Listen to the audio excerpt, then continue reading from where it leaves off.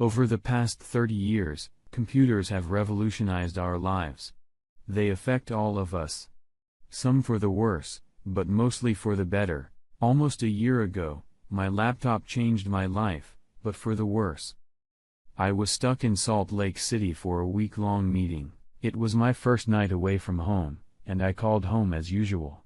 And what was it? I got to enjoy watching a live sex show on my computer. Despite her advanced age, the woman on my little 14-inch screen had all the right curves in all the right places, hips and breasts. She leaned in slightly. Their lips met and they shared a long lustful kiss. After the kiss, they parted their embrace and changed positions. He was now lying on top of her in the missionary position. I had had enough. I logged out of the program and turned off the computer. I wasn't at all turned on by what I had just witnessed. In fact, the whole thing disgusted me. The woman on the screen was none other than my beautiful wife, Martha, and this intense sex was taking place in our home in Sacramento. Martha is a beautiful 47-year-old woman. After almost 25 years of marriage and 2 grown children, she is still a very sensual woman with all the right curves. I, Bob McLeod, a 49-year-old architect, loving husband for 25 years and now a cuckold, I had known for some time that something was wrong between Martha and me. She was aloof, often distracted when alone with me. Rarely listened to me, and our lovemaking was sporadic at best. I was suspicious of her new habit of working late at work and on weekends, so as my trip approached, it became clear that I had to find a way to keep tabs on her while I was away. It wasn't very difficult, just expensive. I had several motion-activated video cameras installed throughout the house under the guise of a new security system. I could monitor each camera from anywhere in the world. In a way, I'm glad I discovered her cheating that night. After a few minutes of self-pity, my anger took over. With no outlet to let it out, that anger just raised my blood pressure to a new peak, and the first thing I realized, I was down. I knew something was wrong. Very wrong. I had time to call 911, give them my number at the Hilton, and I passed out. I woke up later that night in the ICU.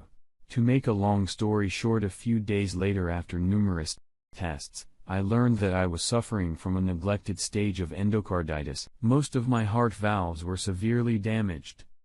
In just a few days, I learned twice that my heart was broken. Figuratively speaking, I was heartbroken to discover that my 25-year marriage was over and that my loving wife was nothing but a cheating and lying whore. I was also literally heartbroken when I learned that I had very little to live without a heart transplant, a year at most.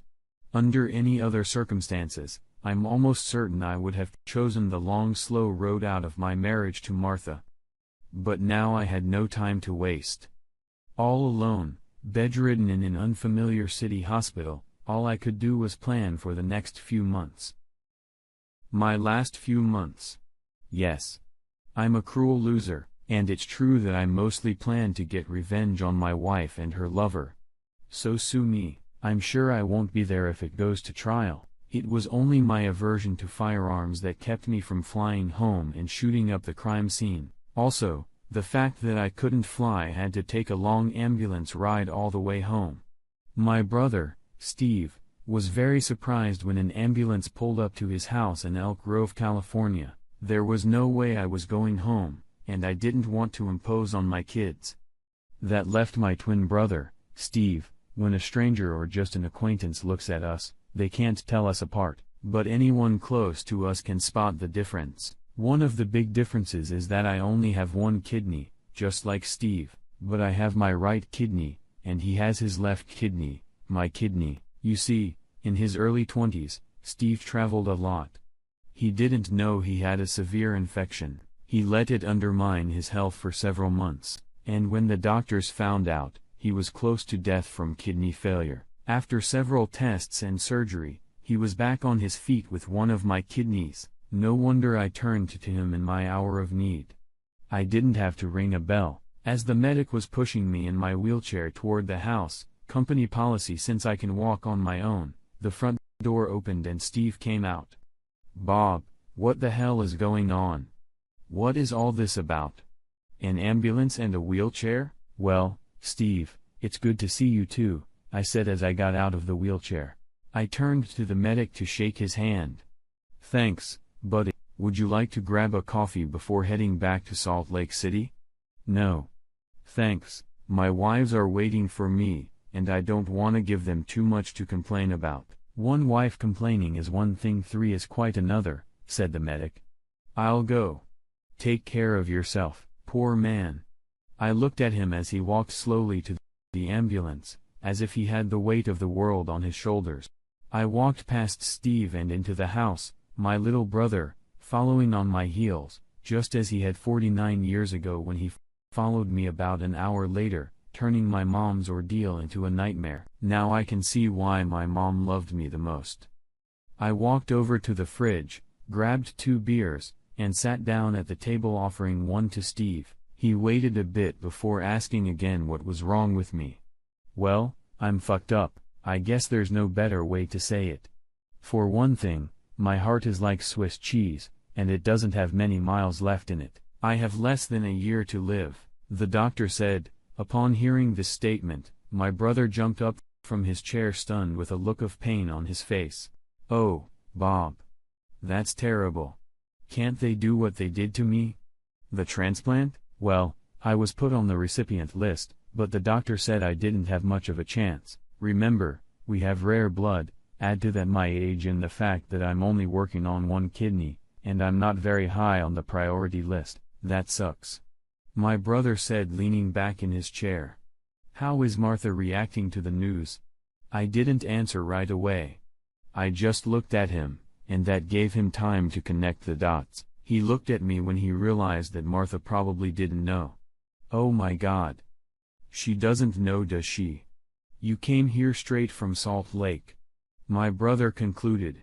"What's going on, Bob? Why didn't you go home?" "Steve, I found out I have a heart condition after I had a heart attack in Salt Lake City," I told him, "and I had a heart attack after I found out Martha was cheating on me. It almost killed me." Okay. How did you find out she was cheating on you?" Steve asked. "It doesn't matter how," I answered him. "I only have a few months to live, and I don't want to be hurt anymore. That bitch has made an attempt on my life. I won't even divorce her." "What are you going to do?" Steve asked. "First, I'm going to get my hands on as much cash as I can. I'm really going to enjoy these next few months. Second, I'm going to change my will and life insurance. There's no way that bitch is getting anything from my death. All to the kids." A thought just occurred to me. Were they my children? How long had she been cheating on me? "What?" Steve asked, noticing my silence. "How fucked up is that? I don't even know if they're my kids. I'm gonna have to do some DNA tests." "Wait, don't go there, bro," Steve said soothingly. "If you only have a few months to live, you don't need to be heartbroken. Don't wake a sleeping dog, you're right. Anyway, I'm completely exhausted. I need to lie down, but not a word to Marta while I'm sleeping. I only have a few months to live, and I need my brother," I said. Steve came over and put his arm around me, taking things personally. The next morning, Steve took the next morning off. Then he became my chauffeur for the day.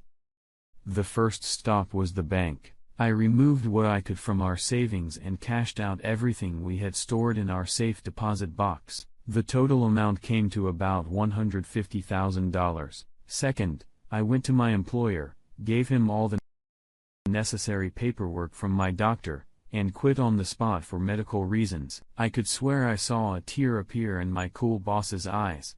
Within an hour, I had a check for all my accrued vacation, my unpaid salary, and my 401k. By lunch, I had over half $1 million in cash and checks, and the checks would be cashed as soon as I could.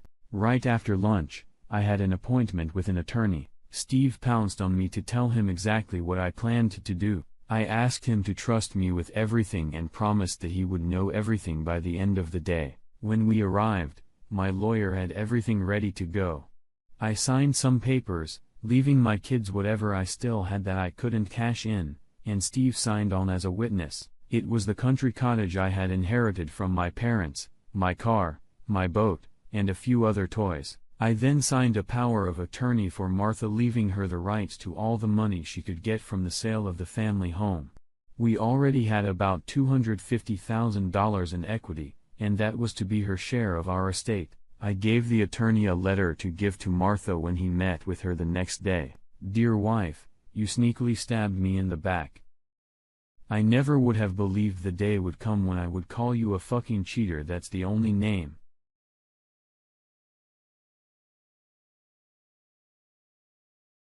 I loved you, and I really thought you loved me. Now I know the truth. You'll get a power of attorney authorizing you to sell the house. I've withdrawn everything else from our bank accounts. The house is your share of our life together. I'm not a thief and everything is divided equally.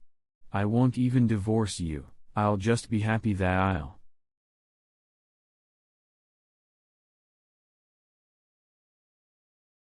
Steve read over my shoulder as I wrote the letter. "Well, I see you're old enough not to let your pain dictate, my brother," Steve said with a sparkle in his eyes. "Dad always said you should never let your emotions run your life," I replied.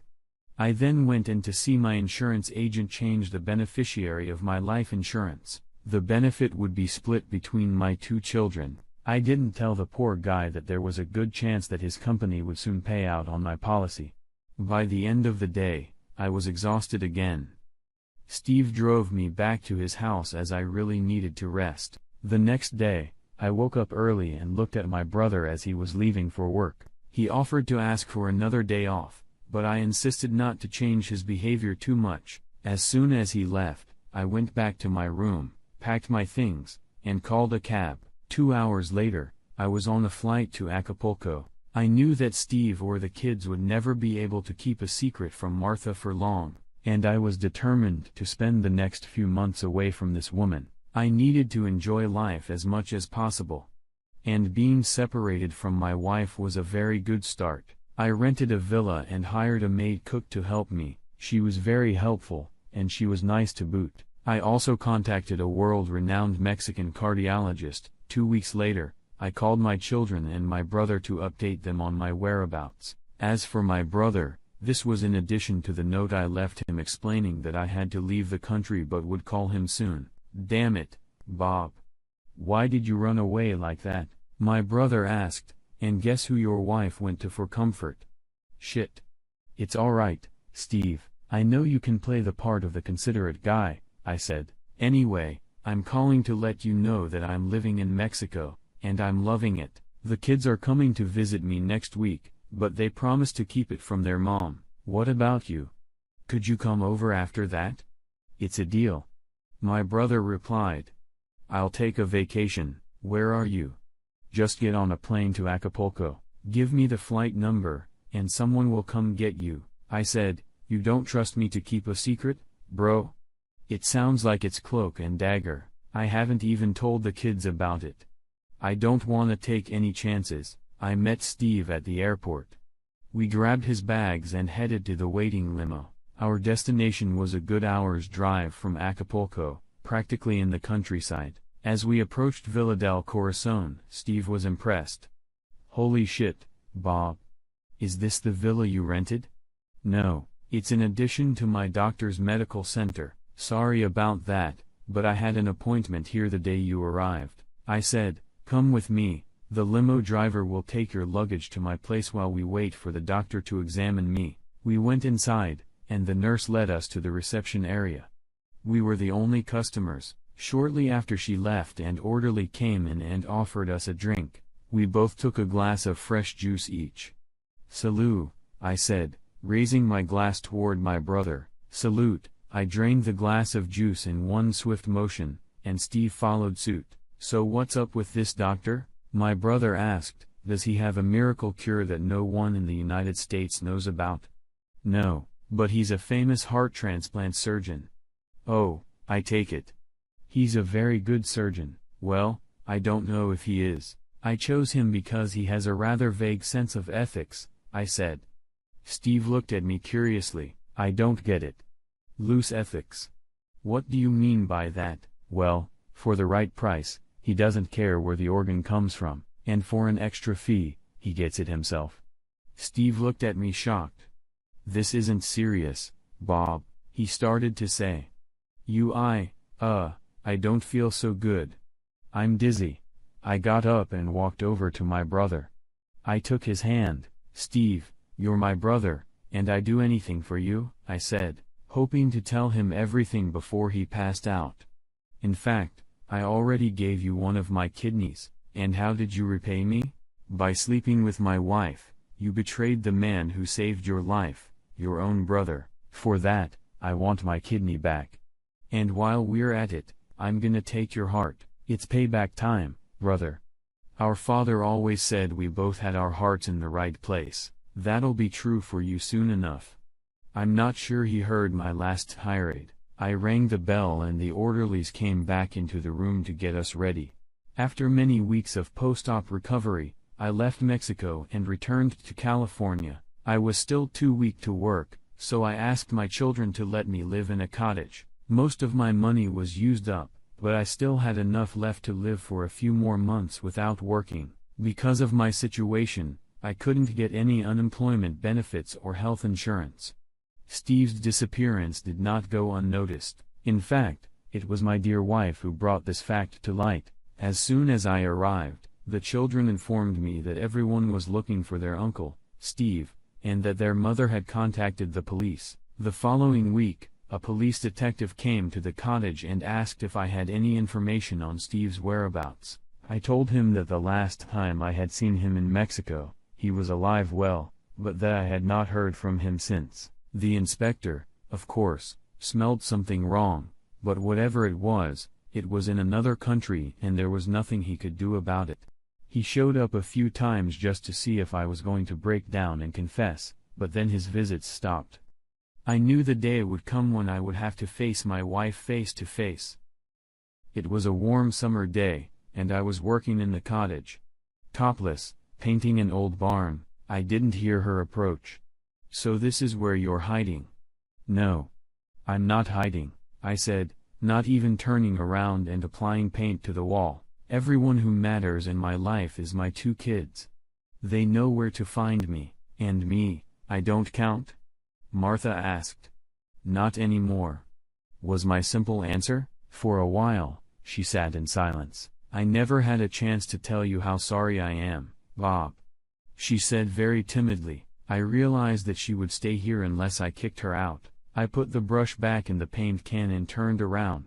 Her eyes nearly popped out of her orbits when she saw the very red T-shaped scar I had on my chest, the mark of my heart transplant story. Look, if it makes you feel any better, just say your piece and then get the hell out of here. You have to realize that I don't give a damn about you now one way or the other. I could see tears streaming down her face. But I also noticed that it left me without any emotion. None. No anger. No pity. Absolutely nothing. What's that? She asked, pointing her finger at my chest. My irritation rose. It's just a scar. I needed a heart transplant, and I got one. Oh, that's all she said. Did the police ask about Steve? They did. And what did you tell them? The truth that I had no idea where he was, but that a piece of him would stay with me forever right here. And I tapped myself on my sternum where my new heart was. I turned around to grab my t-shirt. This was a mistake as it gave Martha a good view of scar from the newly opened access to my left kidney. What happened to the scar after kidney surgery? I was annoyed and made another mistake. Yes. And I got my old kidney back, I said. It took a while for Martha to get the message. I saw her face go pale, and then she turned and ran away without even saying goodbye. Bitch. Good thing I didn't offer her one of my last beers. Shortly thereafter, I got the divorce papers, signed them, sent them back and never saw her again. For those wondering, DNA showed that my children were indeed mine.